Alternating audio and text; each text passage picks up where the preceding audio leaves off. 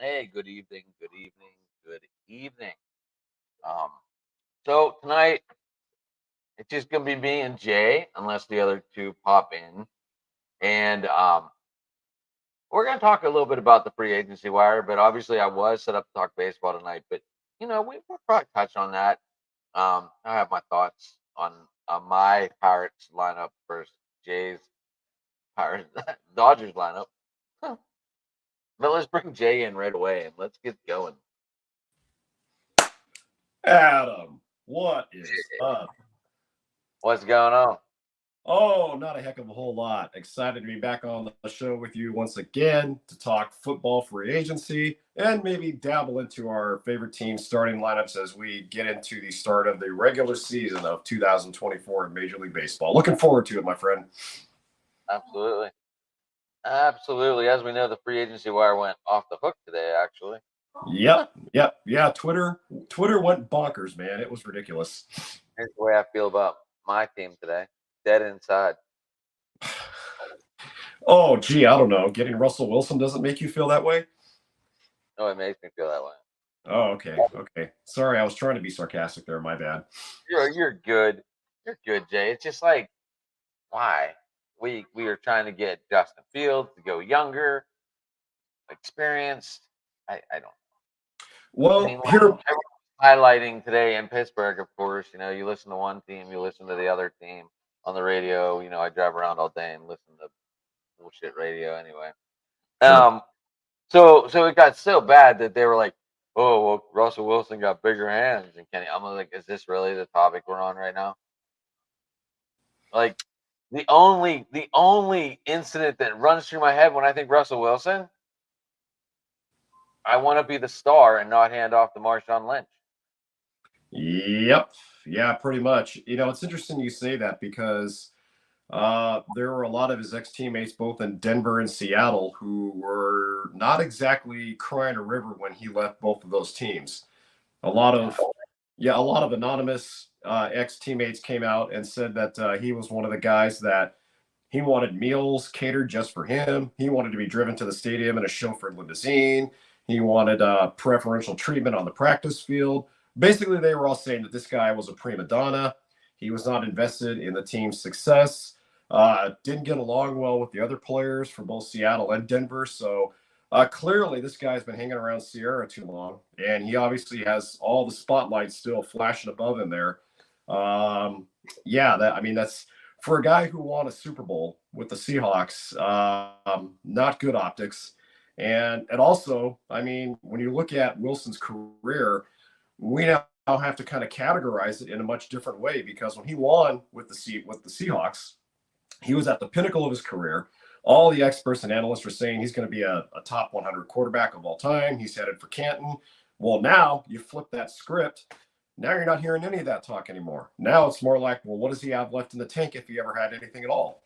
So I agree with you, Adam, that the signing there by the Steelers is very, very surprising, considering that they still seem to be invested in Kenny Pickett somewhat. I don't know if they're signing Wilson to send a message to Pickett as if to say, hey, you better get on track with your development a little bit faster, or if they're bringing in Russell to help Kenny. Based off what I've heard from other ex-teammates, anonymous quotes, I think the only help he's going to be for Kenny Pickett is how to pick out the next single girl down there in downtown Pittsburgh. I don't know. You tell me. Kenny Pickett just got married. I stand corrected. His wife, I've only seen her once, and I don't know. She looked good. I mean, I'm not one to hit on other dude's wife because that's just not me. But she looked good. Right. I mean, I guess when you got that much money, you can always look good in the eye of the public. Yep. Yeah. Very true. I guess my only other thought too, in them getting Russell is they're going to have what 1 year of Tomlin left as their head coach. If the extension doesn't go through, of course. So maybe, I don't know, maybe Pittsburgh's brass is thinking if we can bring in Russell, maybe Tomlin lights a fire under him, gets the competitive juices flowing again, maybe make another run, add a Super Bowl with Tomlin still as head coach, and then if it doesn't work, cut him loose and cut Russell loose because Pittsburgh, as I understand, Adam, is only going to be on the hook for about $1.4 million of Russell's salary next season. Denver has 80. $85 million in cap money of his that they're eating up. So, I mean, from a lost gain perspective, from the Steelers' point of view, hey, if they're only going to be on the hook for 1.4 million, I guess bring him in and see what happens. I guess, but I don't know. Just it didn't get me all excited like I'm getting Saquon Barkley or Right. I'm getting, obviously Derrick Henry's still left unsigned out there. We haven't seen where he's going to go, even though it looks like he's going to be wearing a star next Yeah. year from what I've been reading and seeing. Yep. Just nothing's finalized. But for all we know, the Purple Eaters could sneak in. Yeah. Yeah, most definitely. And as soon as you talk about the Purple Eaters, because as soon as Green Bay cut ties with Aaron Jones earlier today, rumors are already circulating that the Vikings are interested in him. So Minnesota, especially after they let Kirk Cousins walk, they're clearly going to be big players this offseason. So that should be fun to see what happens up there. Not. So Jay, how would you feel if Minnesota signed AJ Dillon and Aaron Jones? Well, let me put it to you this way, Adam. I'd be so fucking pissed that I would literally take my iPad that I'm talking through to you right now. I would throw it against the fucking wall and I would stop and run over with my Nissan SUV. Yeah, no bueno. No bueno. Yeah, does not appeal to me. Sorry.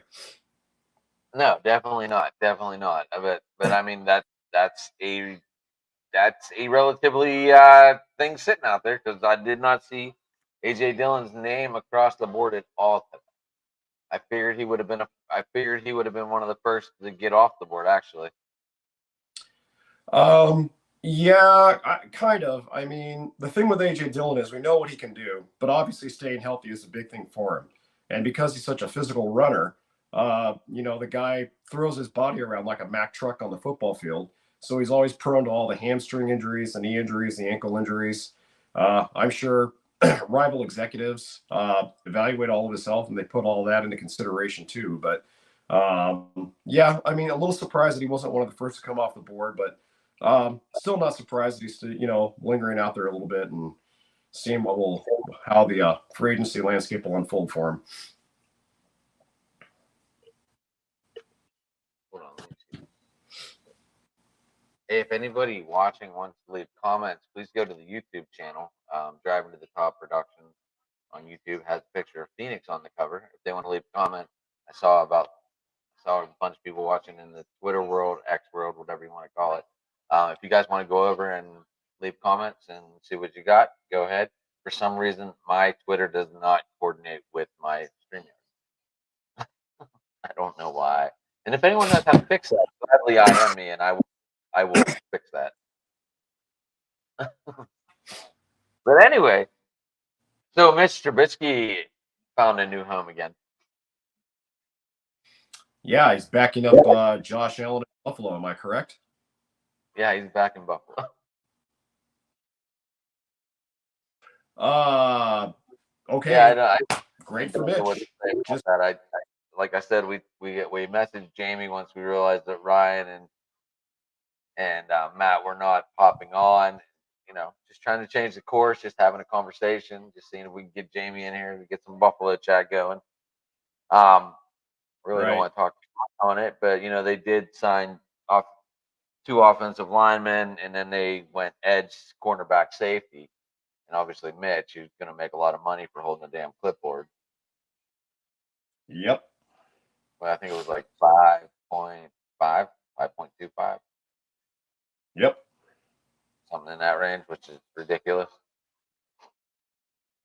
Yeah, and that he's going to do exactly what you said. He's going to be holding the clipboard. He might see, action in 2 or 3 games for about a quarter and a half total. But yeah, he's basically there to be the next quarterback coach in waiting, I guess. Just my assessment. The Dolphins didn't do a lot of splashing today.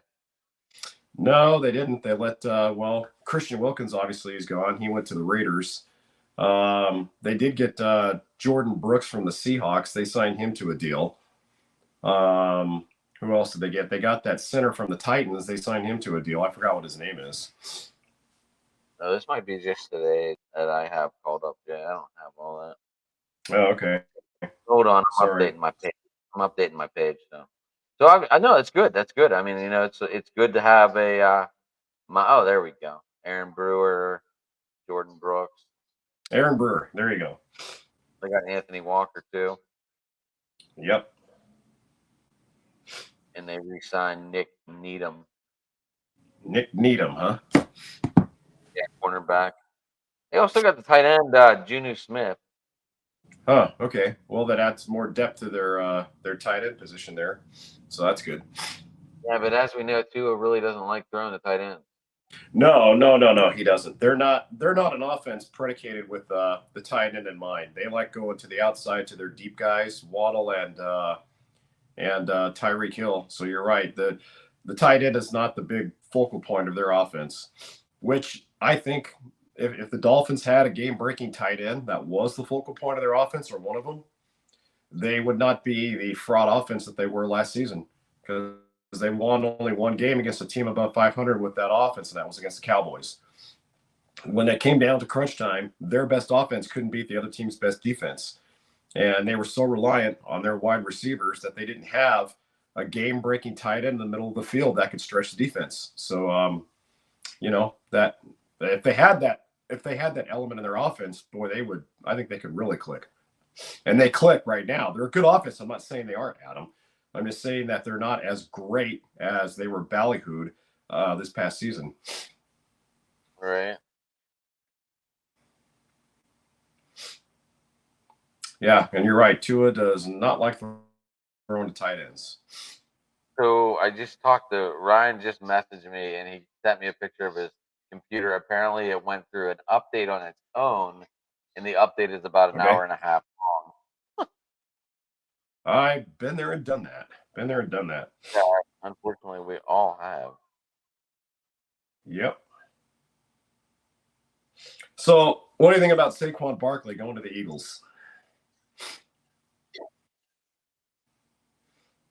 We didn't get that far yet.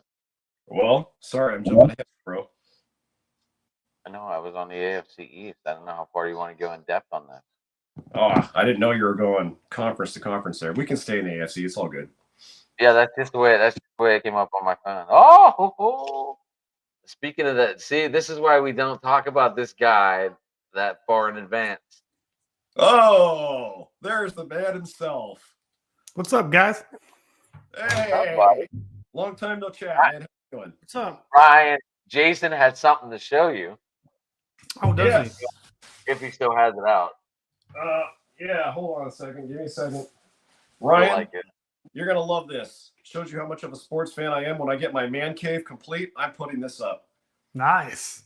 Dodgers, Phillies, 77 NLCS. Of course, we all know who won that NLCS. I don't need to go any further. But, yeah, I pulled this out of the attic the other day, showed it to Ryan today, and I'm like, to Adam. Nice. I like that. Yeah, I do too. It's like you got the old vintage Dodger scroll right here. Of course, the old vintage Philly hat, the scroll right there. So, yeah, I thought you'd kind of like that. Yeah, it's awesome. So how you been, Adam? I'm doing all right. I'm feeling dead inside signing Russell Wilson, but I mean, it's a pretty low risk, high reward move at $1 million. Can't be any worse than Kenny Pickett. We'll see. Adam's shirt says it all about how he feels about Pittsburgh's offseason so far. Oh, I didn't even see the words. That is amazing.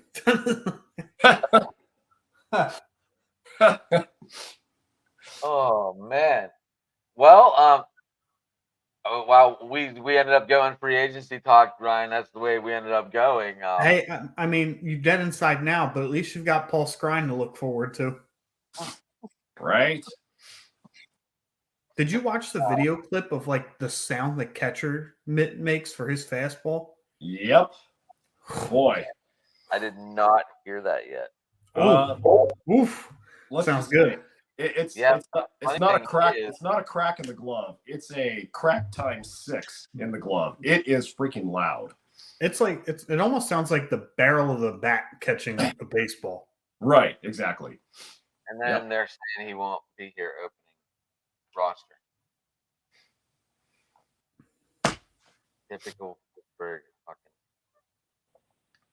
like they already know they're gonna tank, so they're like, why don't we just bring Paul up? Like July, maybe we'll get a sellout. Pathetic. I think the Pirates are doing better than they were a couple of years ago. They've got Cruz. I mean, once Hayes learns how to stay healthy. I mean, as long as you don't slide like a fucking idiot. Yeah. I mean, that slide was awful. We all saw it. It was awful. So is that do we want to jump into baseball? Yeah, I mean, Jason, I know you can't wait for baseball season. Oh, okay? I see. It's on now. Them's just fighting words. No, I'm kidding. Ryan. Hold on. As I was looking over all the lineups, right, I started cracking up laughing. I'm looking at my lineup like, I'm just sitting there looking at it, go, it don't look too bad. And then I start looking at the Phillies lineups, looking at the Dodgers lineup, even the O's lineup, and I'm like, yeah, my lineup looks like a bunch of bench players compared to this shit. Cheap ownership, man. But dude, Bob Nutting's asshole. Yeah, I know Jason's excited for all that talent to go lose in the divisional round. Yeah, in fact, I've kind of figured it out this way, guys. All right, we lost to Arizona in the division series last season as a wild card.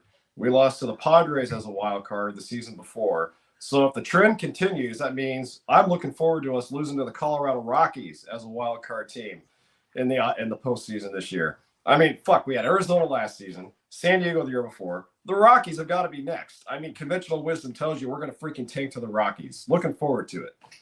Could be the Giants.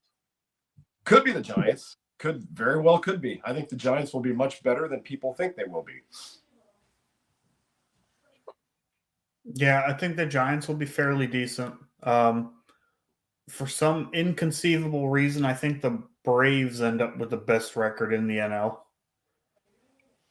I look at the NL East and it's not nearly as competitive as the NL West is. Yeah, I agree with you there. I said on our podcast that the NL East has three very clear tiers. There's the Braves, who will very comfortably win the division. The Phillies will very comfortably be the second place team, and then everybody else. Yeah, sounds about right. The Braves still have the best lineup. Ryan, is pretty. Your lineup is looking pretty nice. It's the bullpen I'm worried about, man. I really am. I mean, I looked at a projected lineup, and it looks like there's all speed at the bottom to turn the corner to the big guns. Yeah. Looks like all your outfielders are going to bat 7, 8, 9. Well, Schwarber, I guess. Well, yeah, I guess it depends on what they want to do with Castellanos and Stott. It depends on if they let Stott play against lefties this year, which signing Whit Merrifield tells me probably not. He was on your. A quick look. I looked at RotoChamp. They had Whitfield on the bench actually. I see him playing about 100 to 120 games this year, but just because of his skill set, he can fill in everywhere. Right, he's your rover. Yeah, like utility guy. But yeah, I mean it's the bullpen. That's my biggest concern for the Phillies. So at mid-July, when the deadline's up, you guys are going to end up with Chapman? I don't know about Chapman. I thought we were going to go all in on Hader, but true to his word, John Middleton won't break the luxury tax unless we're a World Series contender. We get our first full season of Harper in 3 years, though. Is that a good thing or a bad thing? It's a fantastic thing. We've been a top 10 offense the last 2 years, and he's played like 130 games. He could be tired out towards the end of the season. I think playing first base will change that for him. Because he hasn't played a whole season yet in 3 years. Yeah. Yeah, first base will probably change it for him, a lot less on the legs. And like I said, he'll probably end up DHing some, and Merrifield will play the outfield or something like that. Jay, you went quiet. Because I'm listening to you talk to Ryan. That's That's because he's getting ready to brag. No. Look, I'm not going to brag. Look, am I excited about the Dodgers this upcoming season? Obviously I am. We got Shohei. I mean, whether he went to the Dodgers, the Phillies, the Giants, whoever he ended up going with, everyone was going to be excited about him. I've seen him a little bit in the spring this year so far, and there doesn't seem to be any lingering effects from the Tommy John surgery, at least swinging the bat. His swing is just so, I mean, it is so synchronous and it is so fluid. Everything just clicks, clicks, clicks, clicks. And you wouldn't even be able to tell that he had major elbow surgery in the offseason. With Mookie and Freddie and Shohei batting 1, 2, 3, if those three guys stay relatively healthy and out of a lot of cold slumps, lots of luck to the starting pitching staff that's going to have to get those three guys out. You have to figure after Shohei, probably Will Smith bats cleanup. I don't like Smith batting cleanup. I think he's better off as in the 5 or the 6 hole. But if he does bat cleanup, then Muncy will probably bat 5th. Maybe Chris bat 6th. Gavin Lux might bat 7th if he's around that long. And then they'll just round out the lineup with Jason Hayward and kind of a platoon of him and either Teoscar Hernandez and then whoever else. So, you know, their lineup obviously will be a lot better with Shohei in there. I was glad they brought Hayward back. Hayward had a solid season for him last year, a good veteran presence in the clubhouse. They're going to need that again this year. And Teoscar, I like that signing too. I think Teoscar, depending on how much playing time he has and he's going to get, he's going to produce easily between 20 to 25 home runs. He can drive in 80 to 90 still, and still bat a respective 268, 270 above. So if we can get that kind of production out of Teoscar, he's going to love playing the outfield at Dodger Stadium, which is a lot more spacious than it was up there at Safeco Field in Seattle and in Toronto as well. I think that, Toronto is a bigger outfield than Dodger Stadium. But the point being is that Teoscar can do so many things for them, not only offensively, but defensively too. So he fits that versatility for them really well, both in the lineup and in the field too.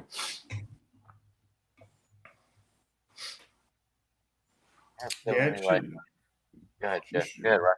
yeah, it should be interesting. What do you make of, I guess, the rotation? You know, Yamamoto and then, you know, Kershaw. When's Buehler coming back? Should be later this year. From what I've been hearing right now, they're slating Buehler to come back probably late April, early May. And Ryan, sooner than I thought it would. Yeah, a little bit sooner than what we all thought. And even when he does come back, though, Ryan, they're not going to stretch him out beyond 5 innings in any of his starts, just to preserve that second Tommy John surgery he's coming off of. So when he does come back, when he does start, yeah, not a lot of innings workloads there on him. I'd be surprised if he logs 160, 170 innings this year just because of that. Beyond that, I'm scared of their rotation, to be honest, because Tyler Glasnow coming off major elbow surgery, Walker Buehler coming off major elbow surgery, Yoshinobu Yamamoto, great talent in Japan, still don't know what he has. Emmett Sheehan going to start the season on the injured list. Clayton Kershaw, if he does come back this year, won't come back until maybe mid to late August at the earliest. So the point I'm trying to make here is all of it. And Bobby Miller. They just moved it to 60 day. I don't know when that started. They just moved him to 60 day. I don't know when that started though. Yeah, that was retroactive for last Wednesday or Thursday, I think, if I'm not too much mistaken. But yeah, and then Bobby Miller, of course, he had a solid rookie year last year. We'll have to see what he can do in his sophomore season. But Ryan, that starting rotation, it's basically they should have a walking Red Cross for the pitcher side of the locker room, because those guys are either coming off injury or injury prone. Glasnow, he's already been announced as the day one opening starter for the Dodgers for their series in Seoul, South Korea. So we'll get to see what he has early on coming out of the gate. But I got to tell you, Ryan, I'll be honest with you. I think they need to get at least another decent frontline starter in there just to strengthen out their rotation. And they still, by the way, they still don't have a fifth starter. Competition for the fifth starter is still up in the air. Who knows who that's going to be?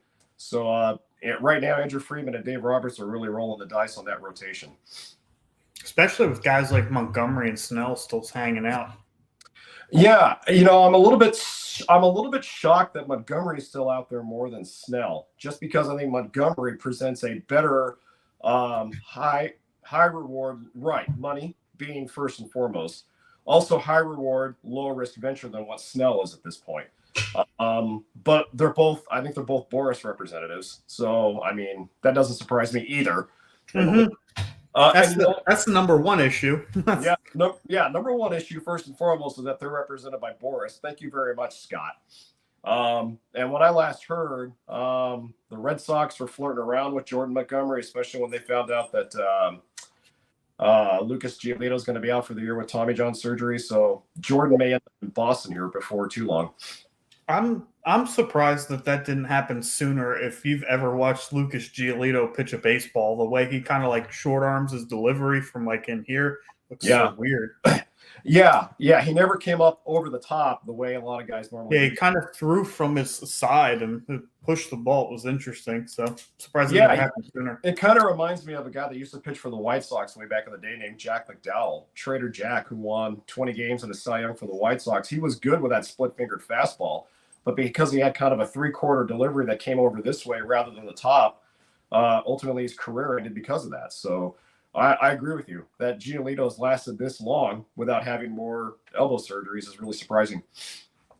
Speaking of former White Sox with elbow injuries, I mean, Chris Sale almost dominated from May on last year, and now he's a Brave for pennies on the dollar. Yep. Yeah, I thought that was a good signing for the Braves, just because their coaching staff and their pitching coaches, I think, will be able to work with Sale in a much different way than what he got when he was in Boston. Also, he doesn't have to shoulder the load of being the primary starter there for the Braves. They have some outstanding young starting pitching up there, as you know. Spencer Strider, one of the best fastballs in the game and one of the best porn mustaches I've ever seen in my life as well. So, yay to that. But and some of the tightest pants. Right, exactly. So Sale is going to benefit from having those young guys start in front of him. And again, he won't have to burden the load of being the number one starter. He can just go back to doing what he did really well, which was throw a baseball, and hopefully being around that environment there in Atlanta where they know a little thing or two about producing some really good pitchers in their franchise's history will pay dividends for him there. Yeah, they're going on like 30 years strong of producing great starting pitch. Goes back even further than that, but you know. Yeah, I don't know how to read foreign languages, guy, but this guy is happy the World Cup is coming to the United States. Isn't that in 2 years? 26, right? Yeah, 26. I think it's going to be at SoFi Stadium in Los Angeles, isn't it? Yeah, I think so. Yeah, we need to go. God, as if the traffic in LA wasn't bad enough already. Yeah. I would like to say I want to go because I only live 5 hours away from Los Angeles, but I agree with you, Ryan. It's like normal LA traffic multiplied by a factor of 10 with the World Cup out there. It's going to be a shitstorm, man. Well, I'm interested as to when they're going to do it too, because I mean, at some point you'll have the Dodgers, you'll have the Angels, you'll have any of the football teams. I mean, when are they plan on doing the World Cup? Well, I wouldn't be as concerned as much about the Angels because the Angels play in Anaheim. And primary fan base is stuck down in Orange County rather than up in Los Angeles. So, but still, you're right. With the Dodgers, the Lakers, the LA Kings, and the Rams, and those seasons overlapping each other at some point throughout the year, you're right. It's going to be really, really interesting to see how they crowd that in with all of the other four major North American sports teams there in LA. Yeah, it's going to be nuts. Yep. Glad I'm not organizing. Yeah, I won't be attending. I'll I might watch from the couch. Smart man. Tickets will go on sale in 25.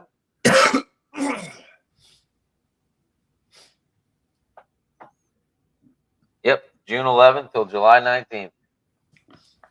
So, Ryan, I know deep down inside you got to be pretty happy about the Phillies re-signing Aaron Nola, huh?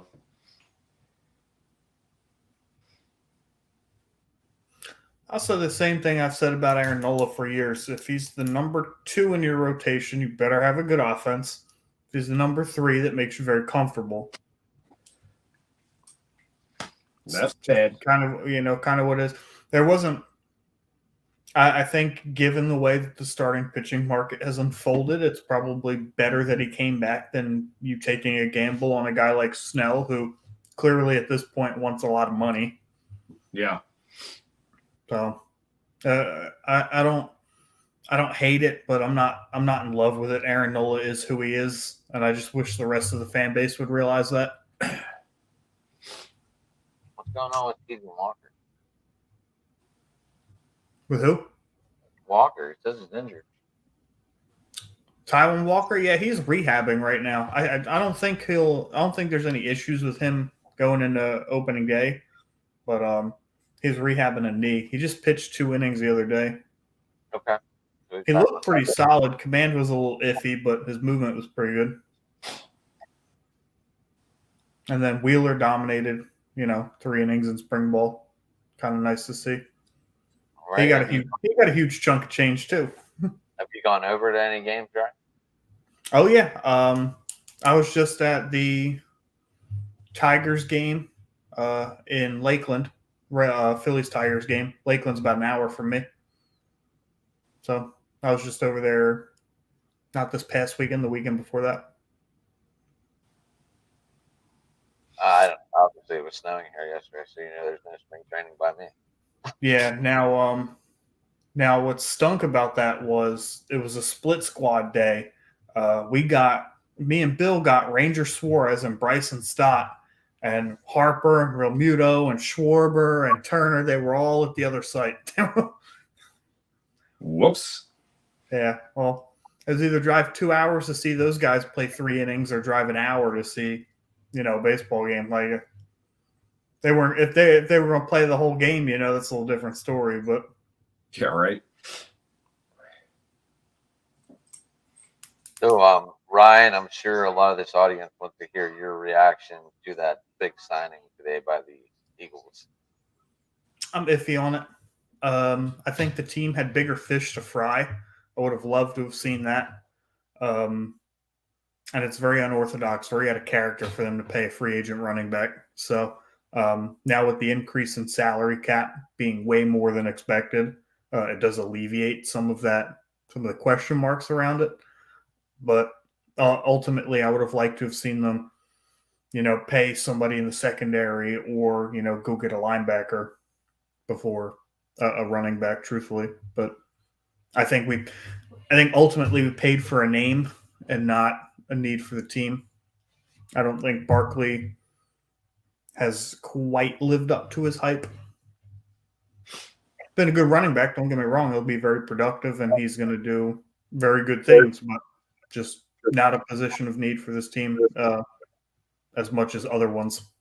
So you have been okay with drafting a running back in the draft? Yeah, we're signing a cheaper running back. I would have been okay if they brought back Swift. Maybe like did Swift and Dillon, something like that. Thunder and lightning kind of thing. But yeah, and I'm more hyped about the signing of Bryce Huff. Personally, needed an edge rusher, especially with Cox going out and saying I'm done. Cox and Kelsey retiring sucks. So Ryan, we know that Hassan Reddick was given permission to seek a trade. Any recent news about that? Is he on his way out anytime soon? I think with the signing of Huff, there's probably something that tells me that either Sweat or Reddick is walking.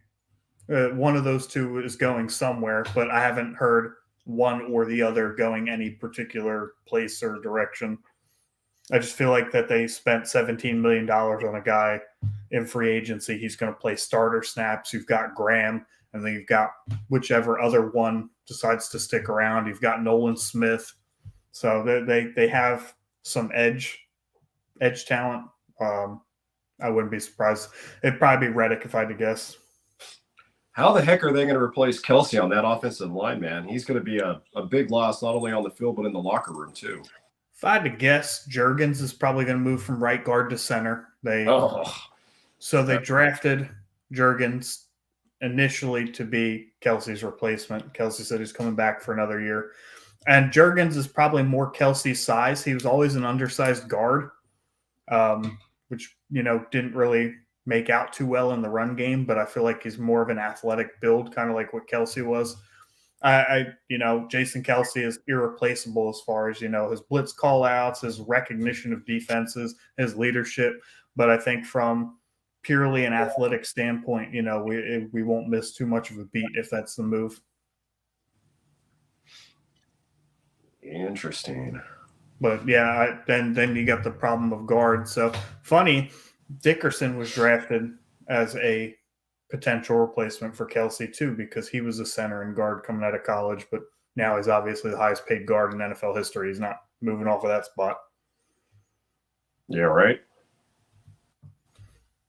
So it'll be interesting. Got the best offensive line coach in the NFL, so not super concerned about it. I'm sure they'll figure it out. Plus, the Eagles kind of breed offensive linemen, so. Yeah, they do have a history of producing some good guys there in the trenches, so you have to feel good about that. Yeah. All right. Yeah, how you feeling about the Packers, man? Xavier McKinney. Oh, well, I like the McKinney deal. The Packers had a lot of problems in their defensive backfield this past season, and I think McKinney will help shore up some of the holes that they had there, especially at the safety position. As happy as I am that they got Josh Jacobs, because he will essentially be able to do the same things that Aaron Jones did in that offense, not only as a runner split to the outside, but as another option receiver as well. I got to tell you, Ryan, losing Aaron Jones hurts. It hurts because he wasn't just a flash in the pan. When he was healthy and when he contributed, he was consistent every game. He's also a fan favorite up there in the Tundra. So I don't know how that's going to go over real well with the majority of the fan base. But again, looking at who they got to replace him, Josh Jacobs. We know how versatile this guy is. We know how dangerous he is as a multi-tool Swiss Army knife type of weapon. And actually, I'm going to be more excited to see Jacobs in a more competent offense this year than what he has been in the Raiders offense for the last 3 or 4 years.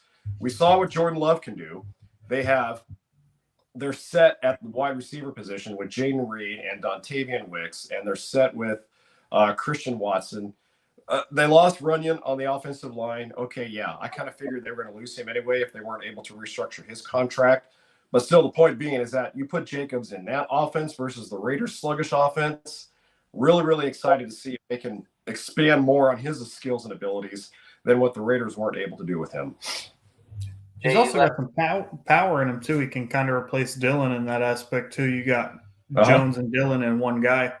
That's right. He's actually a very good in-between-the-tackles tackle runner. And if Green Bay can create a lot of holes for him there in between the right guard and the right tackle, left guard and the left tackle, you're right. He's going to see an awful lot of daylight at the other end of the football field there with his speed and his ability to break from the field tackler. Hey, how do you leave out Tucker? How do you leave out Kraft, Musgrave, Dobbs? Yeah, right, dude. You left out both tight ends and Dobbs. I noticed that too, but I was gonna. Oh no, I love our tight ends. I actually like Musgrave the best. I think Musgrave to me reminds me of another. Forgive me for saying this because we all know how his career ended, but he reminds me of another Mark Chmura, another big tight end, nice soft hands, really does well playing against and off the defender. Yeah, I like him, but I also like the other guys too for the multitude of skill sets that they have. So they're very deep and very young at that tight end position, which makes them, again, a very good and very scary offense for the next several years here. They're just a young offense in general. It's not even just tight end. I mean, Jacobs, off the top of my head, Jacobs is their oldest skill position player. He is. He's their oldest skill position player. All their other guys are well under the age of 25. I think Christian Watson's barely 21, 22. Jaden Reed, barely 21, 22. So you're right, Ryan. They have a lot of young guys who aren't even in the primes of their careers yet. And we saw what they did this season when they weren't in the primes of their career. They put up some really big numbers, especially in the postseason, even though they lost to San Francisco in the divisional round. Jaden Reed, a lot of clutch catches. Dontavian Wicks, a lot of clutch catches. And if Christian Watson hadn't lost more than half the season because of that damn hamstring injury, he probably could have been a 1,000-yard receiver this year. So, yeah, I'm excited about what our offense is going to be able to do here. Again, sad we lost Aaron Jones, but really geeked to see what Josh Jacobs will bring to the table here. So how comfortable are you as a Packers fan with the receiving core? Because yes, they're young, then they have plenty of potential to grow, but I think on the outside looking in, and don't get me wrong, I love Jaden Reed. It looks like they lack a true dominant wide receiver that could potentially put that team over the top, right? Especially with the way they lost that game to San Francisco. That was a game they had no business losing. Right, I agree with you on that. Christian Watson could be the over-the-top dominant wide receiver that they need if he can stay healthy, if he continues his development. Is he built that way as a wide receiver? No, not yet. Does he have the mentality to be that type of wide receiver yet? No, not really. But I think with his skill set, with his size, with his ability to break free from the defenders, he has the ability to be that next Sterling Sharp, to be that next Donald Driver, to be that next number one go-to guy that's always there for that clutch play when you need it. And Ryan, you actually bring up a very good point about them not having a legitimate star receiver out of that group of young players. I think that also illustrates just how dangerous of an offense they are. Because even though they don't have that number one true threat, look at what they were still able to do. Jordan Love was able to disperse the ball to a number of different players who excelled at either short yardage situations, deep yard situations, and worked out really well for them. The thing I really picked up on with your team up there in Green Bay, Jay, was they were able to leave receivers that go not even catching a ball for 3 to 4 games, and then all of a sudden there's a 130-yard game right there with 2 touchdowns. Yeah, exactly. They were kind of able to come out of the woodwork when you least expect.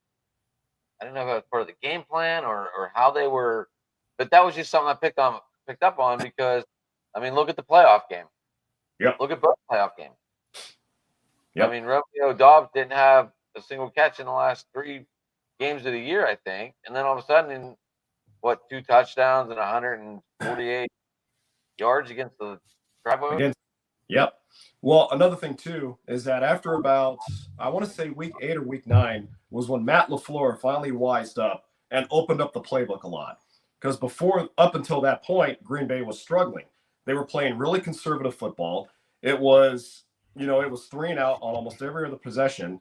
They were trying to focus their offense more on running the ball rather than throwing the ball. And then after week 6, after week 7, Green Bay just went nuts. And that's because LaFleur opened up the offense. He opened up the playbook and he said, all right, let's see what these young kids can do at wide receiver. And we saw what they could do. He also wanted to see what Jordan Love can do, because I think one of the reasons why their offense was a little more conservative the first half of the season was they wanted to preserve Jordan Love. They didn't want to put the pressure of the game on his young shoulders to begin with.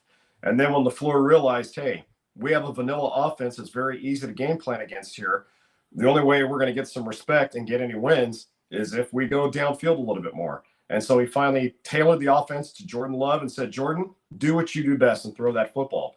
And we saw what he did. And Jordan, yeah, he had some games where I came away scratching my head saying, what the hell were you thinking throwing into double and triple coverage there, buddy? But at the same time, he had a lot of poise towards the end of the season and really developed a good rapport with those young receivers. So really excited about that too. Jay, real quick, your dog is not on your pennants, is he? No, she is not. And I have my pennants securely bagged up and they're safe. They're good. Back here. I was just making sure. I knew they were like in that area. Yeah, no, it's all good. It's all good. Trust me. So Ryan, while we're on football, what happened to the call in Philadelphia? What happened during the season? Yeah, because that was just disastrous. I think it was. I mean, you can't really ever point to just one particular thing when a collapse like that happens, right? I think first off, the writing it was in between the lines. You could see it even when they were winning games, just in the fashion that they were winning games. It was ugly. It was always come from behind, and they were doing it against some good teams, which was kind of what was really confusing, right? Like they beat the Kansas City Chiefs in Kansas City on a comeback victory. They beat Buffalo. They beat so many good teams. And then I just think that this team eventually fell apart and collapsed. I mean, the defense gave up on both defensive coordinators, both Matt Patricia and Sean Desai, as well as the offensive coordinator in Brian Johnson. And credit to Nick Sirianni. He was kind of jumping on the fire there, in the media, but taking a lot of responsibility. I don't know if you guys saw it. There was a particular play in Seattle where the players kind of made up their own play.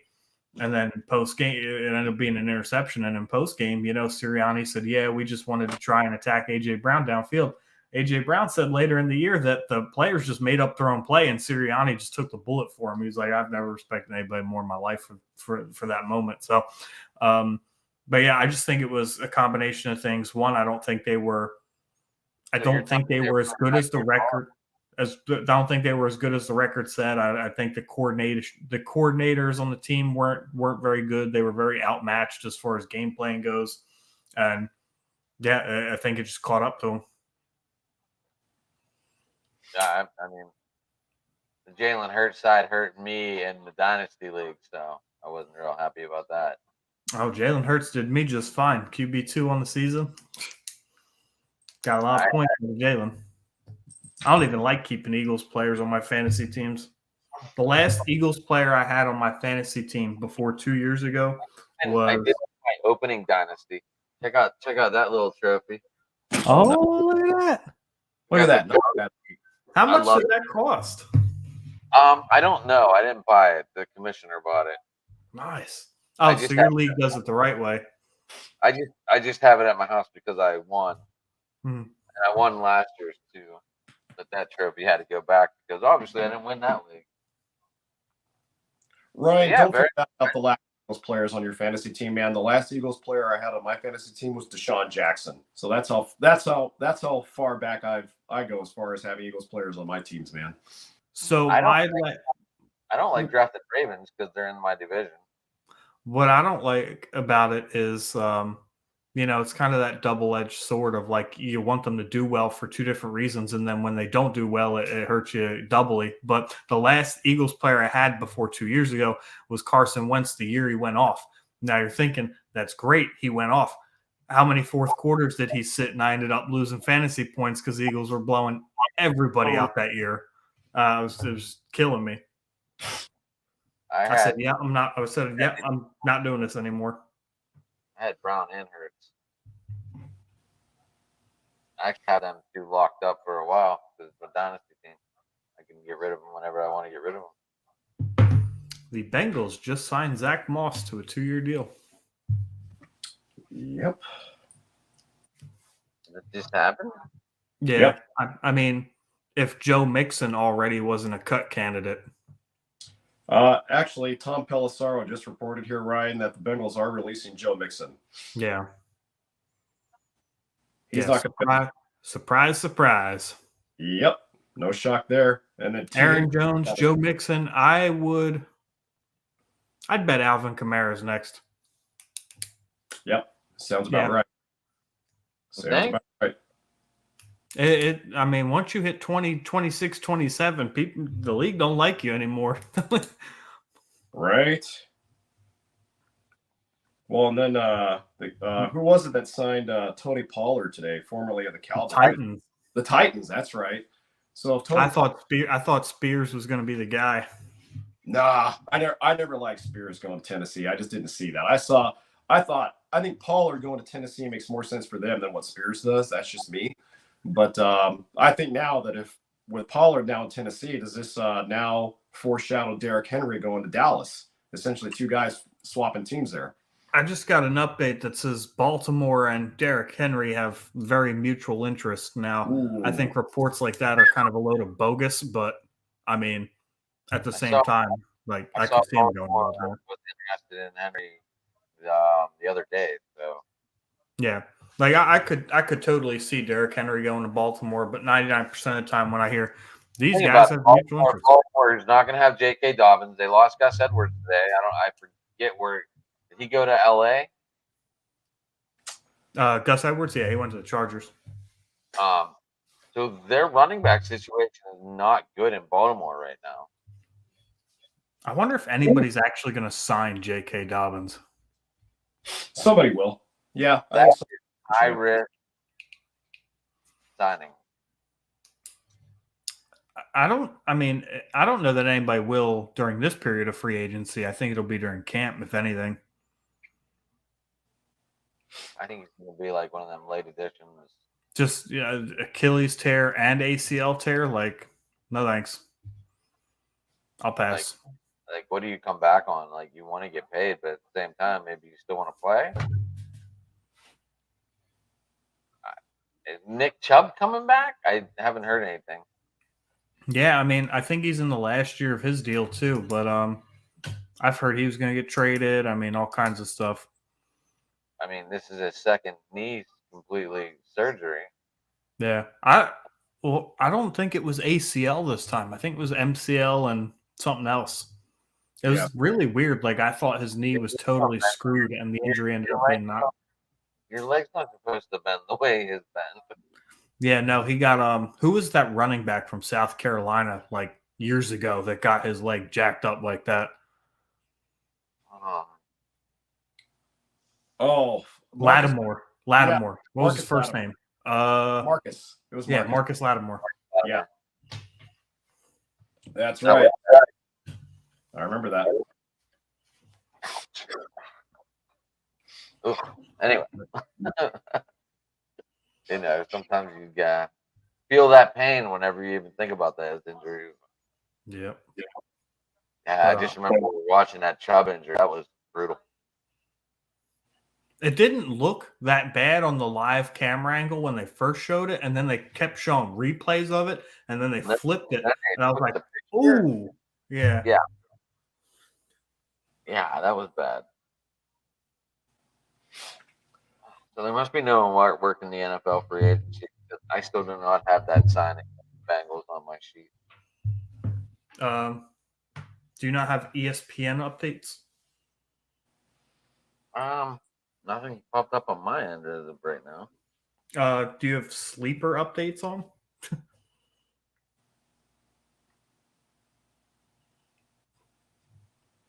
No. But hey, Ryan, how good is Landon Dickerson? I noticed that the Eagles I just noticed the Eagles signed him to a deal. Well, Landon Dickerson was originally drafted a few years ago to be the heir apparent to Jason Kelce. Oh, you just talked about him. I'm sorry. Yeah. Now he's the highest paid guard ever.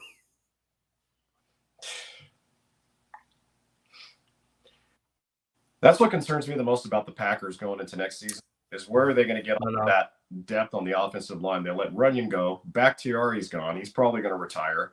I know they still have Elgton Jenkins there, but and some of those other guys, but they're seriously lacking in depth on the offensive line. They got to go out and do something to put some more stability in the trenches there if they're going to be as good of an offense next year as they were this season.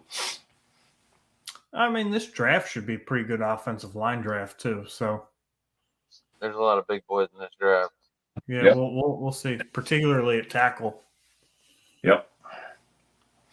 I didn't break down any of the draft yet. I always try to wait till free agency. Obviously, the Steelers don't think they need a quarterback, but what do you mean? They got dangerous Wilson. Dangerous, right? That's not dangerous in a good way. At $1 million, I really don't think it's that bad of a deal. Yeah, I don't know. I just wasn't. I don't know. The Steelers have this habitual issue where they can. He laughs at losses. He doesn't take it serious. Yeah, no, he's checked out of football. Like he's here for a paycheck and go home. Like he could have went on a 2-year vacation and still made $85 million fucking dollars. Bye. The Steelers they just have this issue where they can't do poorly enough to go draft a franchise quarterback. They just got to suck like real bad for 1 year. Tomlin's scared because that will break his non-trophy winning season. Ryan, I tried to sell him on the low risk, high reward aspect of Russell Wilson earlier, and he just wasn't having it. He said, "No, forget it. I don't see any high reward there." I don't know. The only what are they going to do? Put him in the red zone? Apparently, they threw 20 touchdowns in the red zone, so he's got good red zone, I guess. He's a good deep ball thrower too. Should be good for Pickens. I just think of the Super Bowl interception. You don't think of his Super Bowl win? Really? That was that game shouldn't even you shouldn't be playing in an open stadium in the middle of New York, New Jersey, in the middle of winter. Like the Super Bowl's just been hot, nice indoors. I Okay, know it rained. so I know it rained for the Indy Chicago game. I get it, but I mean, it's a warmer climate game. It's not meant to be played. Just a Super Bowl, and I have no idea why. Maybe because that's the way it was growing up. But I mean, that's just something that's becoming a custom to. I'm surprised none of us have talked about Justin Fields yet. What the hell? I know nothing's happened yet. Nothing to talk about. Nothing's True. happened. True. Mic drop. Right. So okay, I got you two on the show. I had outdated on last night. Do you think the Vikings trade up and go after Caleb Williams? No. No. It would go back to his college days during the Jordan Addison. Nope. He doesn't play well with no name receivers. Chicago's already said. Adam, Chicago has already said that they are not moving out of that number one spot. They have already said they are taking Caleb Williams, whether he likes it or not. So I don't see anybody moving up to get Caleb Williams because Chicago won't deal him. So it's funny because I've heard the opposite. I've heard that Chicago's now listening to offers for the first overall pick because they can't get what they want for Fields. Oh, okay. That changes the narrative then.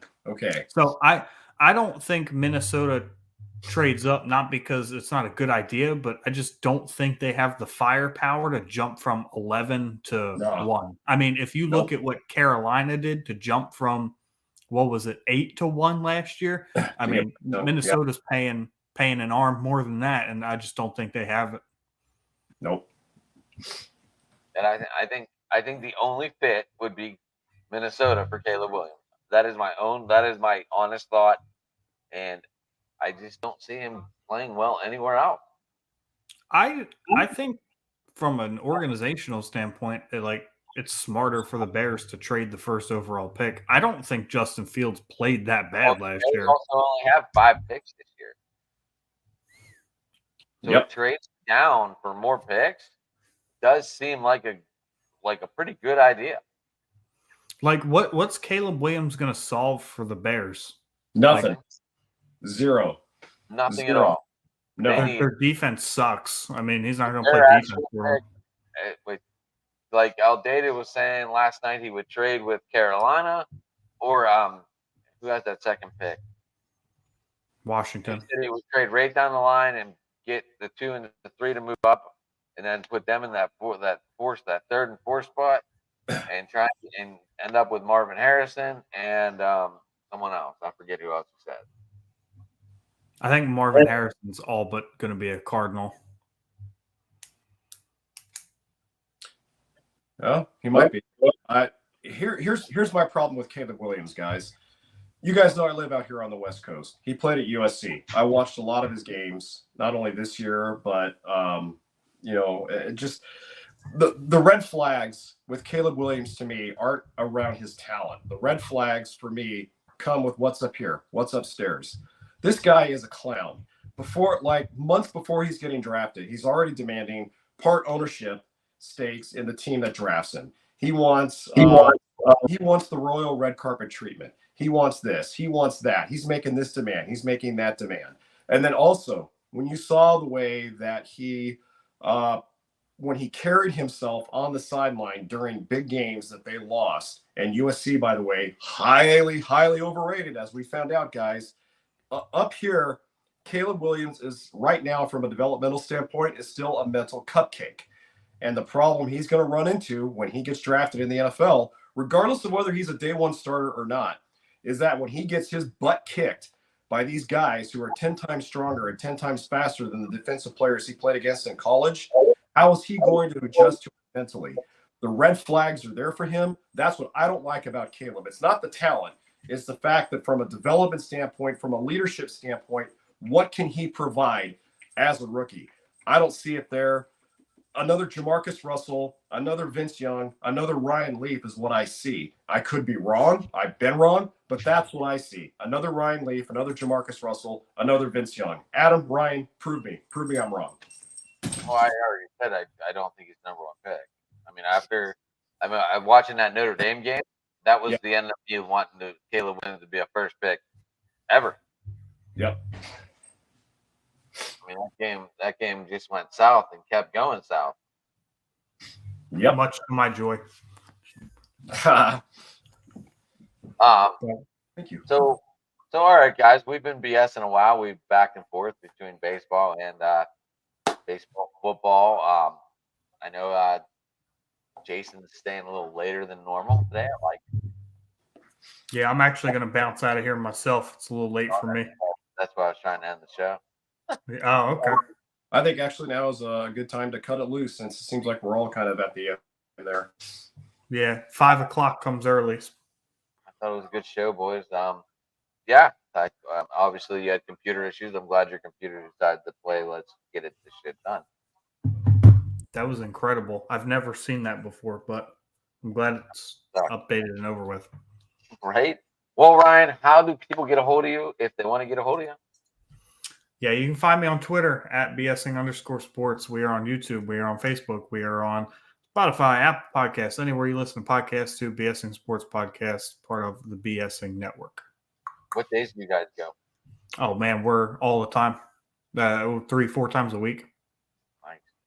We do MLB on Saturdays, sports betting on Sundays. Jake and I usually hit up fantasy football once during the week. We got everything all the time. Nice. I'm glad you're back on the mic too. I know you were working to get your work schedule back in line and figure that out with your sleep habits. I'm glad you're back on the mic. I like it. Yeah, me too. But Ryan, I thank you. I'm glad your computer cooperated and you got to pop on. Jay, how do they get you? Well, pretty much like Ryan. You guys can find me on Twitter at Dodger Jason. I left out my ampersand there. Sorry about that. Unlike Ryan, I don't have my own podcast, but Adam, you're trying to help me with that right now. So stay tuned for that. On Dodger Blue Talk with Jason, hopefully in the near future. Yeah, in the near future. If and when I'm able to get that going, I'm looking forward to that. But yeah, you guys can follow me on Dodger Jason. Go ahead and interact with me, leave some comments. Go ahead and carte blanche. Just say whatever you want. You'll find out I'm a nice guy. All right. Jay, hold on afterwards. I want to tell you one more thing that I found that you might like. Okay, you got it. So I am at Sports Talking It, obviously out there on the Twitter handle. You can also find us on Driving to the Top Productions on YouTube. I thank the guy for the comments. I don't speak another language, so I didn't know his name.